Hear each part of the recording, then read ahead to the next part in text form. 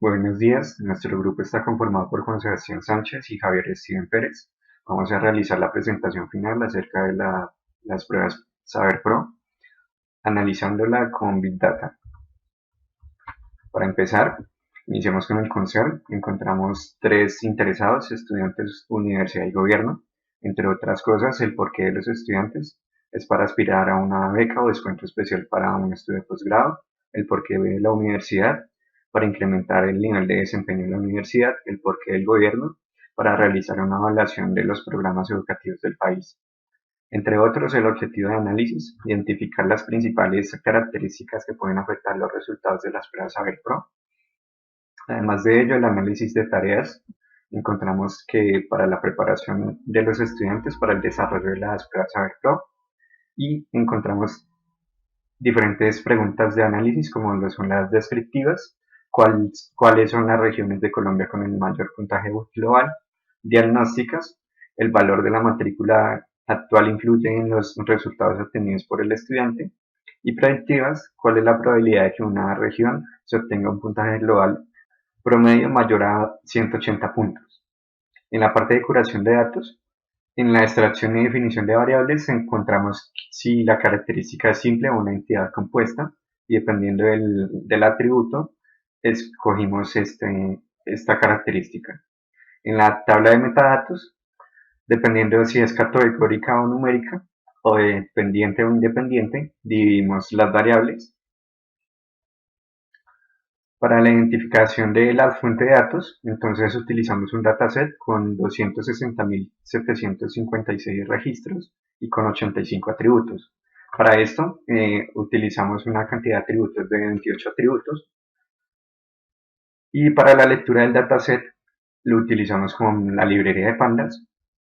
Entonces inicialmente obtenemos esta cabeza de dataset con 28 atributos. Además de esto, identificamos los diferentes tipos, algunos son numéricos y otros son objetos.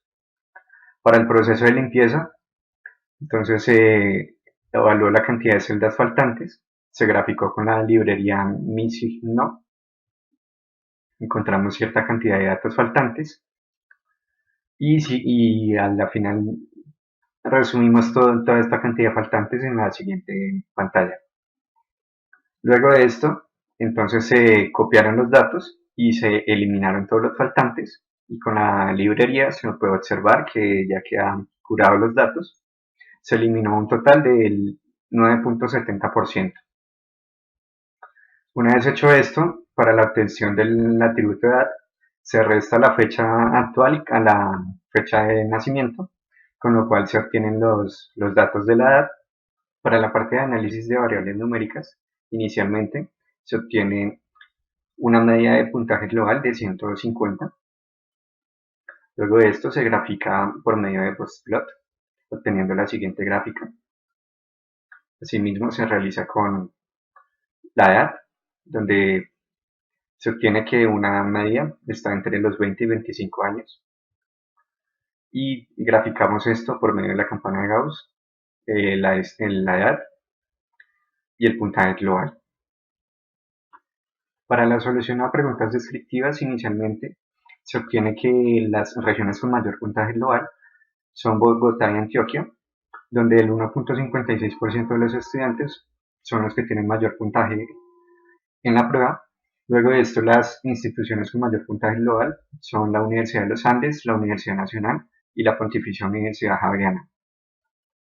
Para las características académicas de la familia de los estudiantes, encontramos que los estudiantes estudian por cuenta propia, los que sacan mayor puntaje a 200. Asimismo, los que tienen mayor puntaje a 200, el padre tiene una educación de posgrado, y en segundo lugar una educación profesional completa. Para el caso de la madre, una educación profesional completa inicialmente y luego una educación de posgrado. La influencia del estrato en los estudiantes para sacar un mayor puntaje es el estrato 6 con 165 puntos, el estrato 5 con 161 puntos, el estrato 4 con 157 puntos. Entre más alto el estrato, mayor el puntaje global.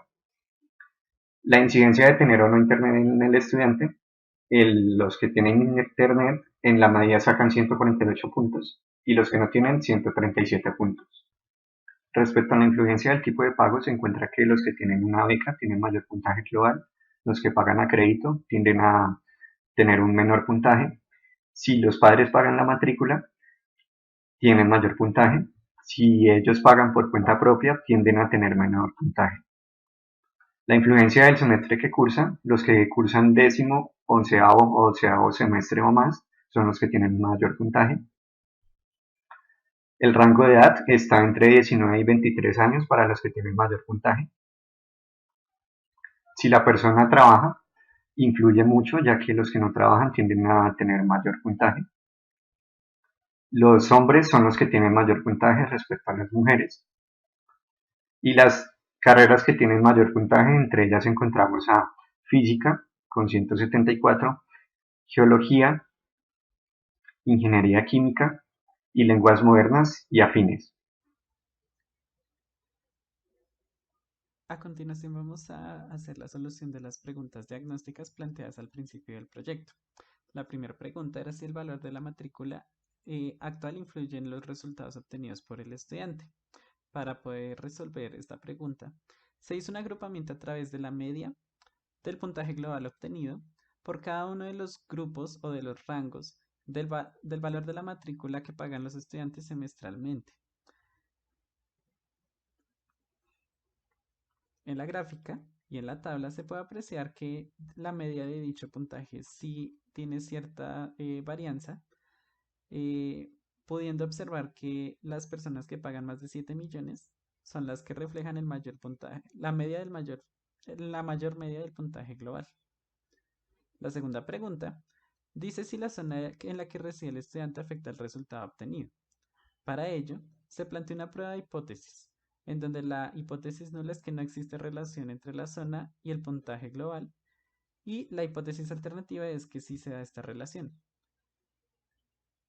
Realizando el procedimiento a través de una prueba de hipótesis con el estadístico t-student, se encuentra un p-valor de 0, por lo que se rechaza la hipótesis nula y se concluye que sí existe la relación entre el área de residencia y el promedio de puntaje global. La tercera pregunta dice si las horas que trabaja un estudiante influyen en el resultado obtenido.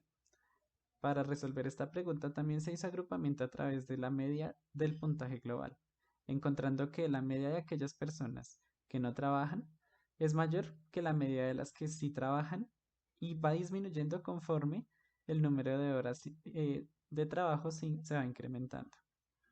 La cuarta pregunta es si un estudiante que recibe una beca está obteniendo mejores resultados que aquellos que no.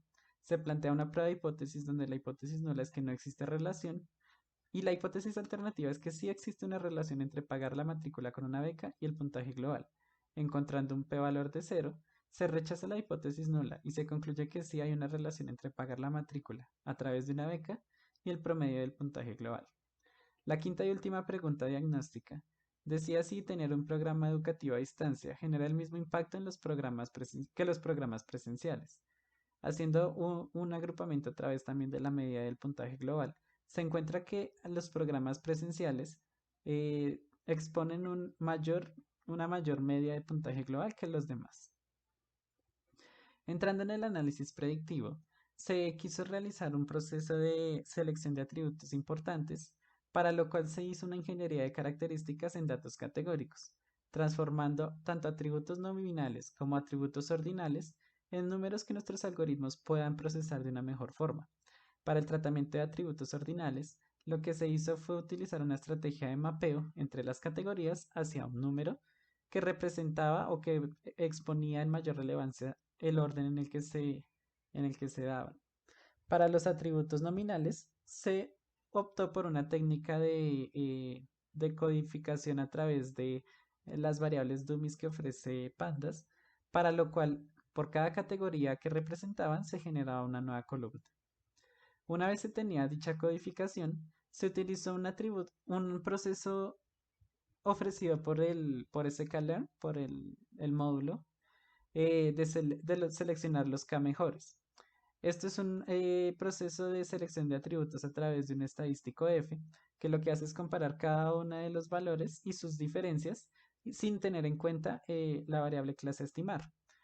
Se seleccionaron 30 atributos, los cuales se pueden visualizar en este resumen. También se utilizó un algoritmo de eliminación recursiva, el cual va explorando cada uno de los valores eh, que inciden en una variable clase a predecir. Empieza con el total de los atributos y va disminuyendo conforme el algoritmo se va ejecutando. Este algoritmo es más fiable que el algoritmo utilizado previamente. Se escogieron 15 atributos que son los que se pueden visualizar en este resumen de acá. Para la implementación del análisis predictivo se utilizó un árbol de clasificación, usando las características encontradas en el proceso anterior. Sin embargo, no se consiguió una precisión óptima, sino que la mayor precisión obtenida es con un nivel de 12 de 0.49. Para la segunda parte de la predicción, lo que se hizo fue dividir la variable clase en dos grupos en vez de tres como se hizo previamente. Un grupo de puntaje bajo y un grupo de puntaje alto. Se hizo también una codificación a través de los dummies de todas las variables para poder utilizar de nuevo el mismo método en el que se explora diferentes árboles y se va obteniendo su precisión, encontrando que la mayor precisión se obtuvo con una profundidad de 12 atributos, por lo que se realizó el respectivo árbol, obteniendo una precisión de 66.3%. Con una red neuronal se obtuvo una precisión de 47.76%. Esta predicción lo que permite es a las universidades, a través de las características de sus estudiantes, predecir cómo les va a ir en el examen antes de ser realizado y así tomar una decisión efectiva sobre ciertos aspectos. Dentro de las conclusiones que se pudo obtener está que a partir de la visualización de la distribución de los estudiantes en diferentes programas académicos, las universidades pueden evaluar la apertura de nuevos programas en caso de no tener aquellos con el mayor número de personas registradas. Por otra parte, el gobierno puede identificar claramente programas con menos estudiantes inscritos y promover su ingreso a través de becas focalizadas e incentivos. Adicionalmente, estudiantes que recién van a ingresar a la universidad pueden optar por evaluar cuál carrera escoger a partir de la popularidad de los programas. Cabe señalar que en el año 2019 el 21% de los estudiantes se encontraban inscritos en programas asociados a la administración, mientras que menos del 1% se encontraban en programas como física, artes, optometría, entre otros. En Colombia prima el método de educación presencial. Se puede apreciar en el número de estudiantes asociados a este tipo de programas, que representaban el 78% del total. A raíz de la pandemia, este tipo de educación se tuvo que trasladar a virtual puramente, y esto ha llevado ciertas consecuencias. Con este dato, el gobierno y las universidades pueden tomar medidas para hacer una transición o para cambiar la forma en la que se dictan las clases en el país y se pueda estar preparado ante este tipo de situaciones. Como una tercera conclusión, las relaciones de dos variables sirven para evidenciar tipos de familias de estudiantes cómo se agrupan respecto al rendimiento. Con esto las universidades pueden estimar sus estudiantes cómo podrían llegar a tener rendimiento en la prueba, por lo que se pueden tomar acciones para quizá no cambiar aspectos como la educación de los papás o el trabajo en el que se encuentran, pero colaborar con el aspecto académico de dichos estudiantes que se pueden llegar a ver más afectados. Con el dato de que solo el 1.5% de la población logra un puntaje igual o mayor a 200 en la prueba, el ICFES se puede replantear la forma en la que está evaluando la educación superior. Esto debido a que los estudiantes se agrupan en cierto puntaje común y son muy escasos los casos en los que se supera hasta 2 veces la desviación estándar o la media. Con el análisis descriptivo de la cantidad de instituciones en el territorio, el gobierno y el sector privado, se puede plantear la apertura de nuevas instituciones de educación superior fuera de Bogotá. Esto debido a que en la capital se alberga la mayor cantidad de estudiantes debido a que está la mayor cantidad de instituciones. Con el dato de que la media obtenida en el puntaje global por aquellos estudiantes que no trabajan es mayor a la que aquellos que sí, las universidades pueden generar incentivos a sus estudiantes para que no deban trabajar y se concentren la mayor parte de su tiempo en su estudio.